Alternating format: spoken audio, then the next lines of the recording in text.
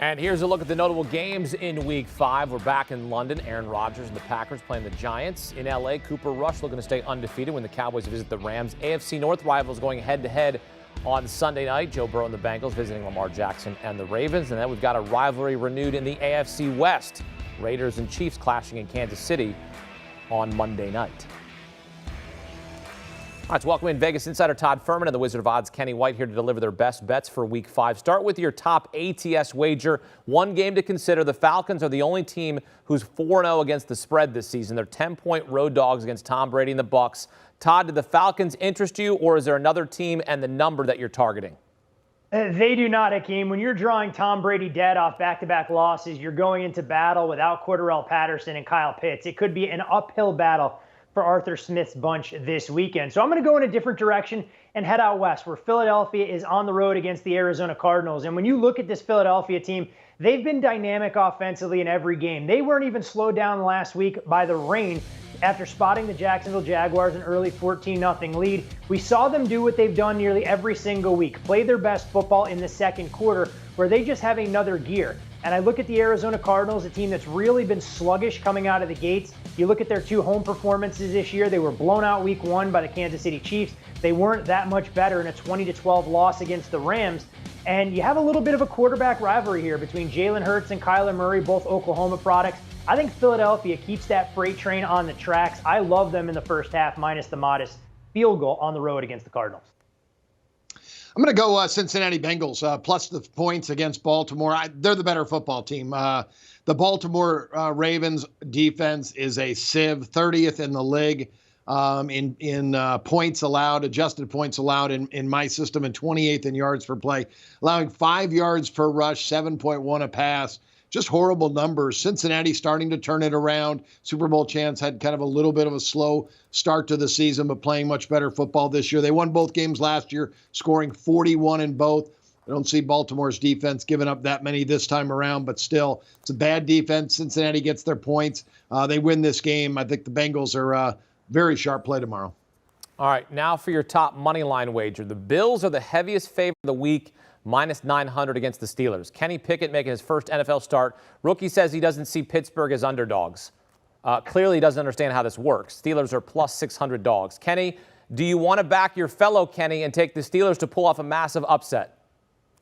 I think there's a possibility of that. Bills probably looking ahead to the Chiefs. That's their next game, and thinking they're a 14-point favorite may take him lightly. But I'm going to go with a team who Todd's betting against in the first half, and maybe we can both win our bet. Because the Cardinals have been good in the second half of games. I'm going to take the Cardinals plus $2. I always think that, you're 4-0, you have a target on your back. This may wake up Kyler Murray and the Cardinals. And they've kind of woken up several times this year. Last week they did. They woke up against the Raiders and came back. Strength of schedule-wise, Philadelphia has played the 29th strength of schedule so far out of their 4 games. So very easy schedule to start the season. Arizona's played the 7th toughest schedule. So I think this is a game that Arizona can stay in. They need to play that bend, don't break defense, and that's kind of Philadelphia. Philadelphia's offense 7th in yards per play, but 13th in scoring. They're 4th in defense in yards per play, but they're 19th in scoring defense. So, and I take account into defensive touchdowns and take those out of the equation to come up with a much sharper number. I think this will be a little bit closer game. I hope Todd wins his bet in the first half, but the Cardinals win the game in the second half. Kenny, I'm perfectly comfortable with the Eagles taking a 14-10 lead into the break, with Arizona having a chance to barnstorm back in the second half. Like you outlined, we've seen them play their best football in the final 30 minutes of games. But I'll see your plus $2, and I'll raise you to plus 280 on Monday Night Football and back the Las Vegas Raiders on the road against the Kansas City Chiefs. When you look at Kansas City, this is a little bit of a sandwich spot, and I know it's unusual to think about it that way against a divisional foe, a home game in prime time, but Kansas City was great on Sunday Night Football against the Bucs, and they have the game that Kenny alluded to against the Buffalo Bills the following week. They also blew out the Raiders twice last year, winning each game by nearly 4 touchdowns a clip. You look at how they've dominated the Raiders at home in 3 out of the last 4 meetings. Those games have all been decided by 30+. But gone is Gus Bradley calling plays defensively, and I think this Raiders team knows they have to utilize a too-high safety look, force Patrick Mahomes and company to be methodical, move the ball down the field.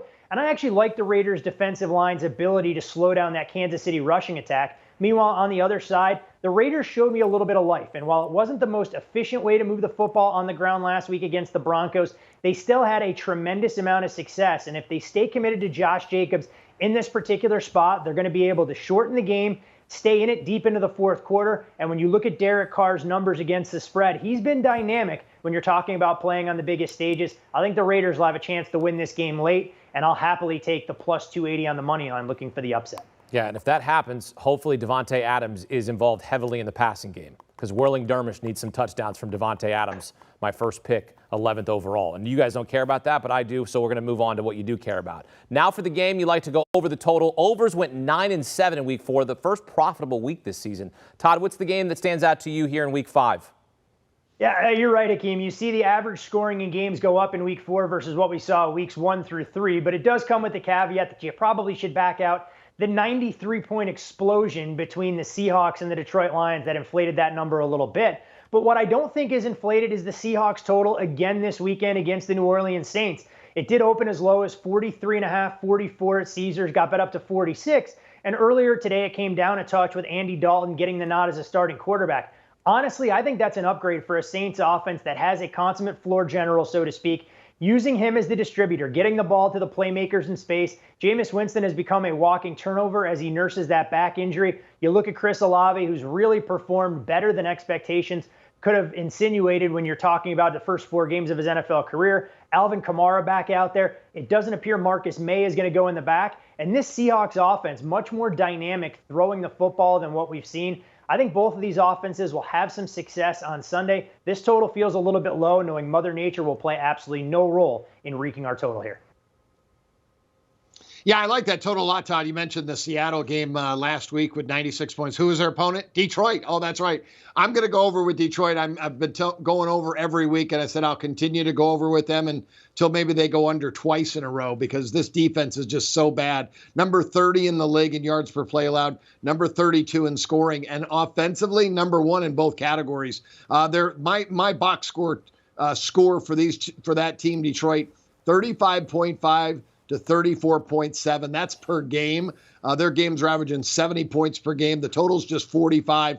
Bailey Zappi will be throwing it all over against this weak Detroit defense. And Dan Campbell's crew just keep betting them over till they don't. So Detroit and New England over the total. Yeah, I love that. I love that trend with the Hard Knock Lions. All right, now for the game, you like to go under the total. The 49ers visit the Panthers this week. The under is a combined 7-1 in their games this season. Total in that game is, of course, Vegas is not dumb. It's 39.5, the lowest total of the week. Kenny, you feeling like sweating that one out, or is there another game you like to go under this week? Well, I hope it's no, I do like that one. I'm not going to sweat it. I hope it's as easy as last night's game. They put football back 30 years with that poor performance of no touchdowns last night. Hope this one's the same. But we may get 1 or 2 touchdowns in this game. San Francisco's D, number 1 in yards per play allowed, number 1 in scoring. While their offense, 26th in scoring. That's the 49ers. Carolina, far better defensively. They're 29th in yards per play, but 8th on the defensive side of the football. So, yeah, this should be a real slugfest. We got 2 teams that will run the football and play very methodical as well. So I'm under in Carolina, San Francisco. And I'm going to go to the Sunday night affair to go under the total between the Bengals and Ravens. Kenny talked about this Baltimore Ravens defense, and there is, trust me, a lot of concerns for how they perform when you blow back-to-back 17-point leads in your own building. At the same time, the Ravens understand what they didn't do last year against the Bengals, and that was prevent the big play, something that's plagued them over the last couple of seasons. But what's interesting when you dig into those 2 games, there was no Marcus Peters in game 1, no Marlon Humphrey or Marcus Peters in game 2. So I expect Baltimore to force Cincinnati to earn everything. Give them the underneath throws, force them to run the football that's been inefficient with Joe Mixon so far this season.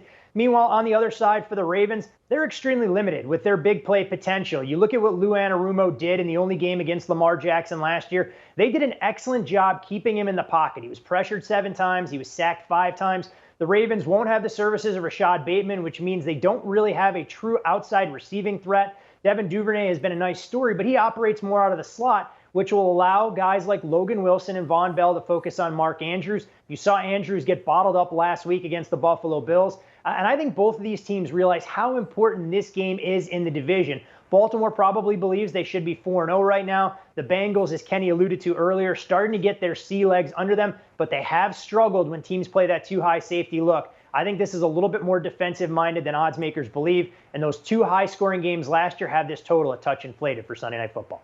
All right, let's recap the selections, the tippy top wagers from Kenny and Todd. Their top ATS wager, Kenny likes Cincinnati getting 3 against the Bengals on Sunday night. You just heard Todd talk about that. He likes the under in that game.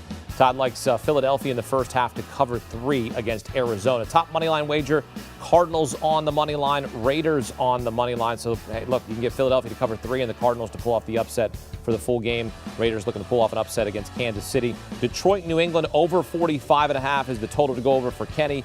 Todd likes New Orleans and Seattle over 46. And again, the 2 games to go under the total, Carolina, San Francisco under 48. Cincinnati, Baltimore also under 48 on Sunday night. All right, time now for your Week 5 parlay. Kenny, you've been hitting parlays left and right here. You've been the parlay prince. You hit on Thursday. You hit on last Thursday, Monday. I mean, you're white hot here. What'd you put together for us on Sunday and Monday, maybe? Yeah, 5 of the last 8 parlays have hit plus 26 units just over that eight days. So it's been a good run. Hopefully we can cash another one. I'm going to go 3-teamer. Just go out on the limb a little bit. San Francisco coming off that big win against the Rams and then traveling, and Carolina in desperation mode at 1-3. And again, points at a premium. I think it's going to be a very low-scoring game. So I'll take the Panthers plus the 6.5 and under 39.5. And then I've got to add in the Bengals. I think they should be the favorite in the game. I think they win this game straight up. So that'll be my 3-teamer for Sunday. And Kenny, I'll see your 3-teamer, and I'll add an extra leg here. 3 legs will get done in the first half, hopefully for the better. And we'll start things early on Sunday morning. I'm going to back the Packers minus 4.5 in the first half.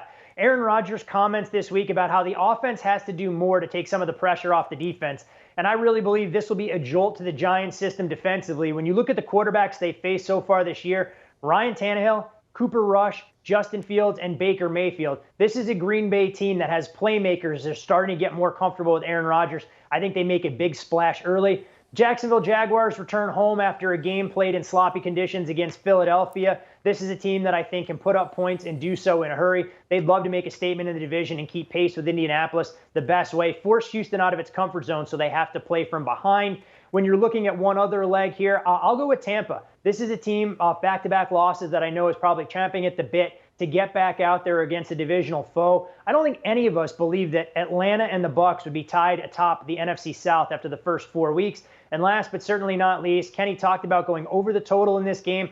I think the Patriots do a lion's share of the heavy lifting against the Detroit Lions. They should be able to run the football. It's going to open up some easy throws in the play-action game for Bailey Zappi. So I'll use the New England Patriots on the money line as the 4th leg of my parlay this weekend.